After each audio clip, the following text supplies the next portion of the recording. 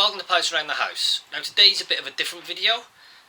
We've got this coronavirus pandemic, which is a little bit unusual. I'm not taking any chances, so I've been trying to limit the amount I need to go out. It's a beautiful day today. I've still got my loft conversion to finish, believe it or not, 2 years on. So I thought, well, nice weather, let's get outside, I'll chop up some wood. So I thought I'd share with you basically my wood chopping setup. So we'll go down and take a look at my chainsaw now. We'll have a look at how I hold the logs, and we'll look at my wood splitter, and we'll maybe just do a time lapse and just show you how I get on throughout the day. The first thing, and most importantly, is a nice cup of tea. And I've just noticed there's a fly in it. Lovely. Tastes even better. So you can see here we've got my two chainsaws. We've got my Stihl petrol chainsaw, and we've got my Titan electric chainsaw. So this is my Stihl MS181, and I'll be honest, I've had this for a few years. I don't use it for 6 months at a time. You pull the cord and it starts probably second time usually. Extremely good chainsaw for the home sort of DIYer. I got the 14-inch bar on this one, but you could get it with a 16 and I think possibly a 12 as well, I can't remember. And secondly, we've got my Titan electric chainsaw. I have actually done a quick review of this in another video on my channel. But this again is excellent. It was about 40 quid I think I paid for this. You sometimes see them on offer for 30, which really is a steal.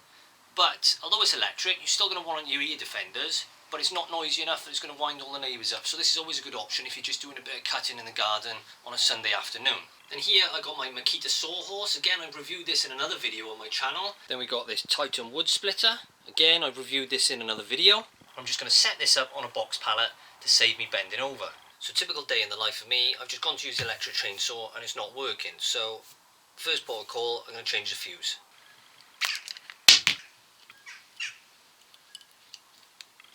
I know changing a fuse is simple, but obviously if you're ever doing this, make sure you change it for the same rated fuse. You don't want to change a 3 amp for a 13 amp or the other way around. One is dangerous and one just means it'll cut out all the time.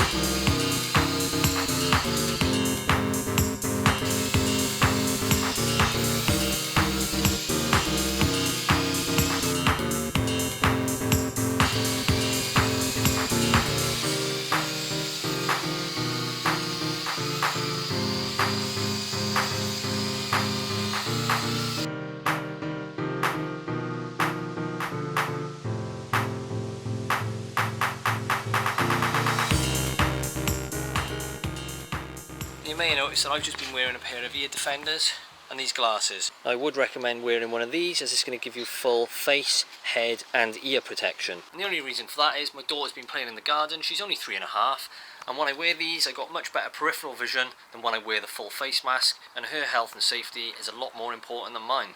So you can see now we've got a nice pile of logs there, so the next thing to do is get over to the wood splitter and get these logs chopped up into a few pieces. Now believe it or not, I'm actually going to wear the full face mask for this. Whilst this is a great machine, and you'll see I've reviewed this in another video, so go check that out if you want. However, it hasn't got any safety guards or anything, and I took a massive bang on the head one day using this, so the safety of it isn't that great. So I found by using that, it's a lot better and a lot safer. I was actually knelt down, pressing the lever, off went the ram, a piece of wood split and bounced back and it smacked me in the head, and I actually blacked out for about a second and didn't really know what had happened. So safety wise it's probably not the best, and I've noticed that that one isn't sold anymore, and other ones on the market seem to have safety rails up the side, so maybe this is why.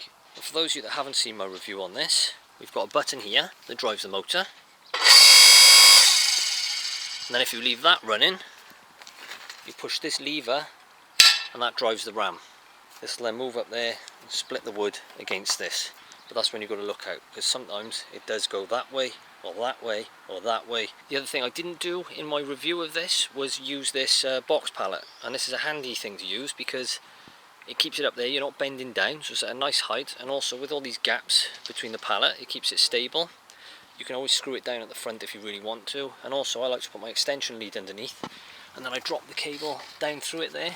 So when I'm working, that's all out the way there, nice and safe, and we shouldn't be tripping over anything.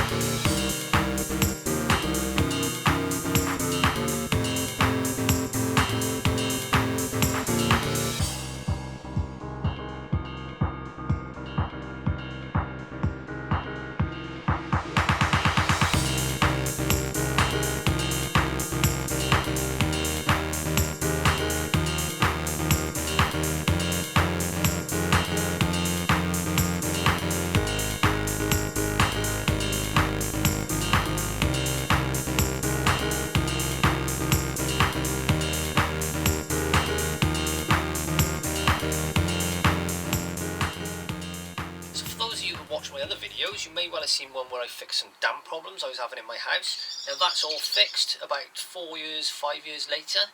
That's absolutely fine now. However, you'll notice I have still not clad this old brick wall, so it is exposed to the elements and it looks extremely scruffy.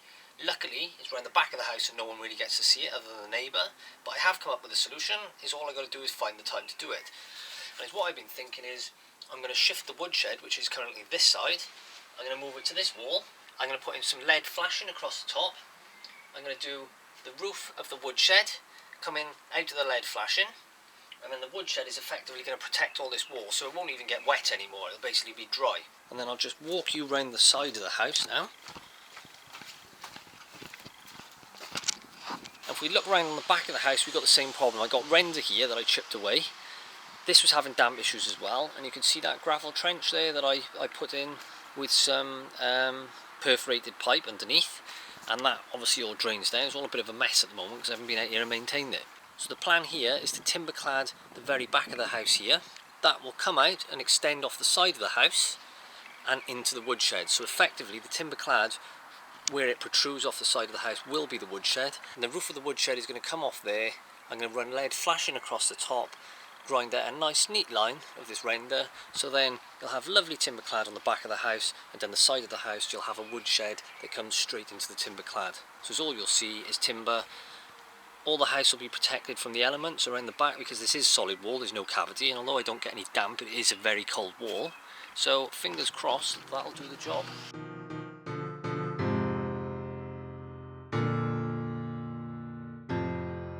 You can see by using this box pallet here that not only does it hold my wood splitter in place, but it's great for holding all the lengths of wood on as well before you split them. Because you've got those gaps in the box pallet, you put a few on, they sort of sit between, and you can just stack them all up.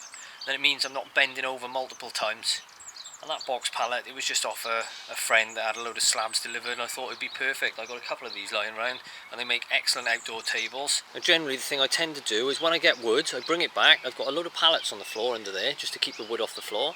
I cover it over with a tarpaulin. It's not a great tarpaulin, I'll be honest. If it wood's at the bottom for too long, you do tend to find it'll rot a bit, and I don't get as much chance to get out here as I used to.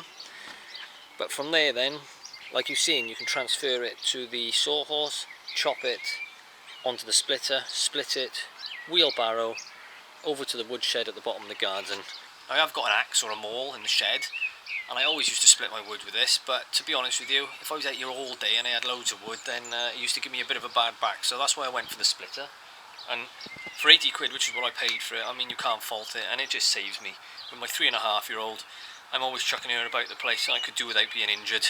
You've got to keep yourself healthy for these youngsters. So there we go, that's just my way of sawing, splitting and stacking wood. If you're interested in any of the tools I use in the video, I'll put a link to those in the description section below. If you enjoyed this video, then please give it a like, and don't forget to subscribe to my channel, hit the bell icon and set your notifications to all. I've been Pouse around the house. Ta-ta, farewell.